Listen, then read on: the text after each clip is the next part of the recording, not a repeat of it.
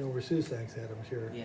And it was about a 3/4 of a mile north of Susac, and it wasn't much of a house either.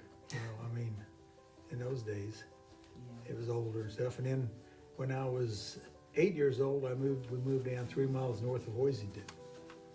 And that was a pretty nice home out there.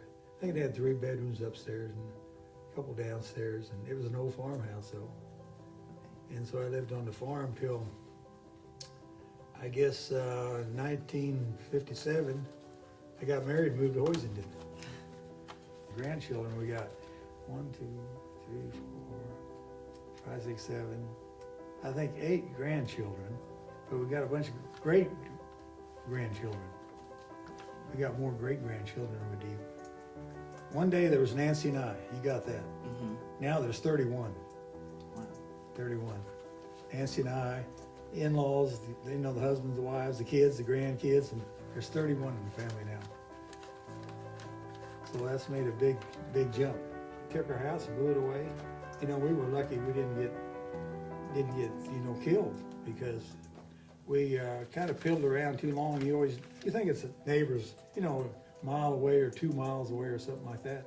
But we had a son that was living with us yet, and he kept saying, Dad, he said, it's right out here west of town. You better get downstairs, So we started going down the stairs. We got about halfway down when it hit. And I remember it just sucked everything out of the basement. Like the laundry was down there and clothes, it just kept flying up out of the steps, and out the back door it went, because the back door and everything was gone. And the time we got to the bottom step, it was actually over. Probably took a minute and a half, and that was it. And, went outside and looked around, and oh man, it looked bad. I mean, everything was gone in that area. I don't know if you remember seeing it or not. You wouldn't remember that. You're too young. Yeah. Yeah, see, and everything was just gone. Our house was gone. Neighbor's house was gone. The house behind us was gone. And they always say if a tornado go to the basement, And the house behind us had a pretty good basement. But I walked over there. I thought, Jamie, the whole house is gone. I didn't see nothing when I walked over there. And the basement was stuffed with bleachers.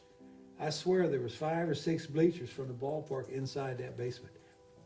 There's no businesses. Hoisington's just people now. Don't you think? I mean, see, it's just people. If someone say, how's Hoisington doing to me? I would say it's dying a slow death.